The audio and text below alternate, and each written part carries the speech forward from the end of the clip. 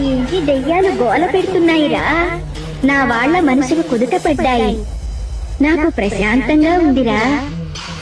వేప తోరణాలు చలవలు పాటా భజంత్రీలతో జాతర జరిపించుకోవాలందిరా. ఈ లోకాల తల్లివి నీకు లోటేటమ్మా. నువ్వు తలుచుకుంటే ఆ దేవతలే దిగి వచ్చి నీ జాతర జరిపిస్తారమ్మా. అమ్ముకున్నా చీకట్లోనా వెలుతురమ్మా.